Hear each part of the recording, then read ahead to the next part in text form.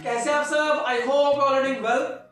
दोस्तों, आज बात करने वाले हैं एक ऐसे देश की जहां पर कोल्ड ड्रिंक और आइसक्रीम हरे रंग की मिलती है, बर्गर काले रंग का होता है, जहां पर बिल्डिंग्स में थर्ड फ्लोर के बाद सीधा फिफ्थ फ्लोर पाया जाता है, यानी कि फोर्थ फ्लोर नहीं होता, जो एशिया का सबसे सेफेस्ट कंट्री माना गया है।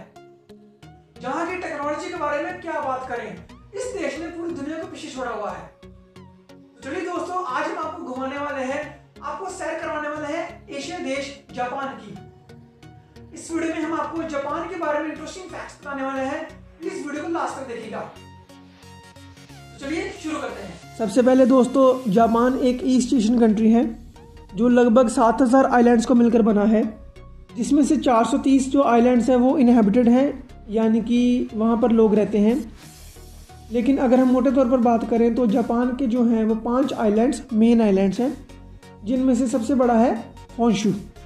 70% जापान का जो एरिया है वो फॉरेस्ट यानी कि जंगल या फिर माउंटेन से भरा हुआ है। दोस्तों, हमने ऑस्ट्रेलिया की वीडियो में देखा है कि ऑस्ट्रेलिया दुनिया का एकमात्र कॉन्टिनेंट है जहाँ पर एक भी एक्टिव वॉल्केनो नहीं है, यानी कि एक भी एक्टिव ज्वालामुखी नहीं है। जापान में दोस्तों 100 से भी ज़्यादा एक्टिव वॉल्केनो हैं। जापान की टोटल पॉपुलेशन लगभग 13 करोड़ है और पॉपुलेशन यानी कि जनसंख्या के हिसाब से ये दुनिया का 11वां सबसे बड़ा देश है। जापान एक बहुत ही डेंसली पॉपुलेटेड कंट्री है।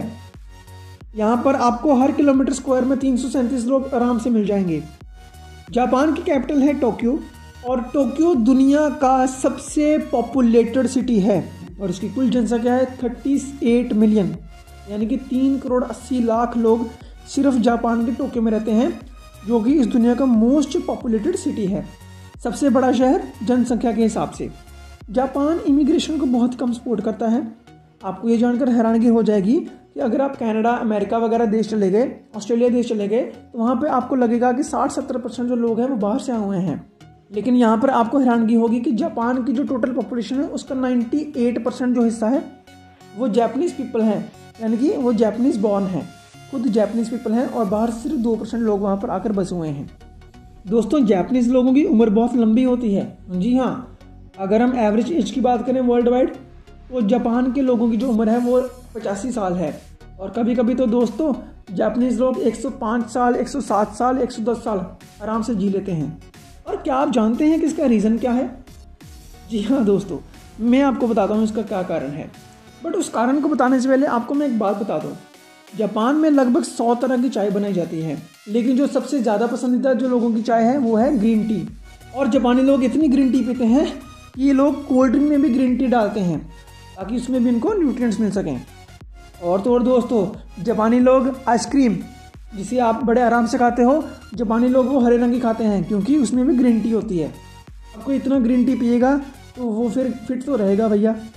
दोस्तों, आपको एक बात बता दें कि जो समुद्र में जो प्लांट्स या फिर जितने भी जीव जंतु होते हैं उनमें जितने न्यूट्रिएंट्स पाए जाते हैं वो ज़मीन पर उगने वाले प्लांट से लगभग 10 गुना ज़्यादा होते हैं।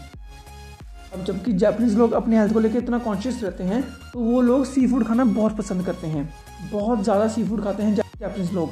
अब जाकर आपको पता चल गया होगा कि जापान के लोगों की उम्र इतनी लंबी क्यों होती है, क्योंकि वो बहुत सारा ग्रीन टी पीते हैं और बहुत सारा सी फूड खाते हैं। दोस्तों, जापान में पेट्स पालने का बहुत शौक़ है, यानी कि जापानीज़ लोगों को पालतू जानवर रखने का बहुत शौक़ है। इस बात का हिसाब आप यहाँ से लगा सकते हो कि 2013 में जापानीज़ लोगों के जो बच्चे थे वो पालतू जानवरों से भी कम थे। लगभग 5 मिलियन का फ़र्क था पालतू जानवरों में और बच्चों में। दोस्तों, जापान में 4 नंबर बहुत ही अशुभ माना जाता है। इस बात का हिसाब आप यहाँ से लगा सकते हो कि जापान में अगर कोई बिल्डिंग में 3rd फ्लोर है, उसके बाद सीधा का सीधा 5th फ्लोर होता है, यानी कि 4th फ्लोर नहीं होता। जापान में जो चीज़ों का ग्रुप बनाया जाता है वो 3-3 या फिर 5-5 का बनाया जाता है, यानी कि 3 पेंसिल्स, 5 अंडे, ऐसे करके। कभी भी 4 चीज़ों का ग्रुप नहीं बनता। अब इसके पीछे कारण क्या है कि जापानीज़ लोग इतना नफरत क्यों करते हैं 4 नंबर के साथ? इसके पीछे का कारण है जापानीज़ वर्ड डेथ। दोस्तों, जापानी लोग मानते हैं कि 4 नंबर बिल्कुल मेल खाता है जो उनका जो वर्ड होता है जापानीज़ लैंग्वेज में डेथ, यानी कि मौत के। इसलिए वो लोग 4 नंबर को बेहद अशुभ मानते हैं, कभी भी 4 नंबर को इस्तेमाल नहीं करते। दोस्तों, जहाँ तक एजुकेशन सिस्टम की बात है, जापान की जो पढ़ाई का जो लेवल है वो पूरी दुनिया में काफ़ी अच्छा माना जाता है। जापानीज एजुकेशन सिस्टम प्रैक्टिकल के ऊपर ज़्यादा फोकस करता है एज कम्पेयर टू थ्योरेटिकल। यहाँ के बच्चों को प्रैक्टिकल सिखाने पर ज़्यादा जोर दिया जाता है थ्योरी के मुकाबले।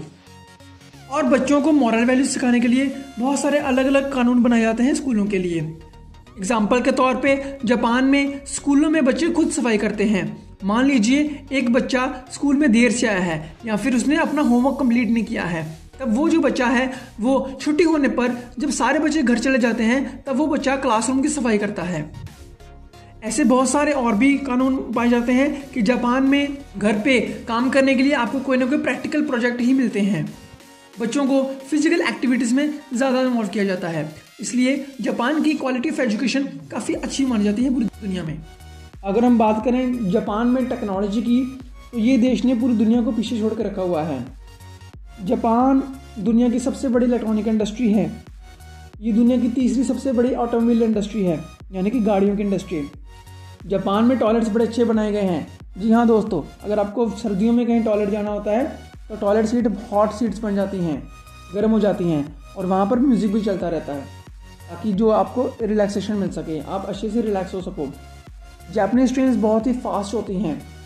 इस देश ने 565 किलोमीटर प्रति घंटे की रफ्तार से चलने वाली बुलेट ट्रेन भी बना के रखी हुई है, और जिससे पूरी दुनिया का मुंह बंद करके रखा हुआ है। दोस्तों, जापानी ट्रेन्स बहुत ही पंक्चुअल होती हैं।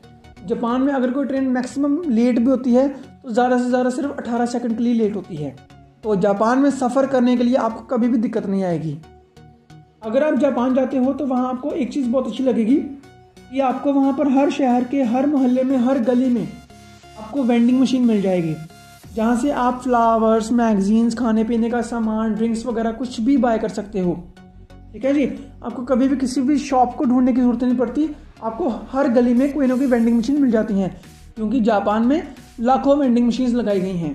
वैसे दोस्तों, आपको ये जानकर हैरानगी होगी कि जब ये वेंडिंग मशीन लगाई गई थी तब इनका इस्तेमाल सिर्फ सिगरेट के लिए यूज़ होता था, लेकिन अब धीरे धीरे करके यहाँ पर आपको खाने पीने का सामान, फ्लावर्स, मैगजीन्स वगैरह सब कुछ मिल जाता है।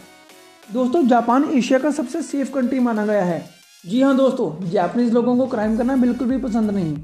अगर आपका वॉलेट जापान में कहीं गुम भी हो गया तो बहुत बड़े चांसेस हैं कि आपको आपका वॉलेट आराम से वापस मिल जाएगा। जापान में पिक पॉकेट्स यानी कि जेब कतरे वगैरह बिल्कुल भी नहीं होते। अब अगर इस देश में क्राइम बहुत ही कम है तो आप कह सकते हो कि वुमेन के लिए यानी कि औरतों के लिए ये देश बहुत ही सेफ है।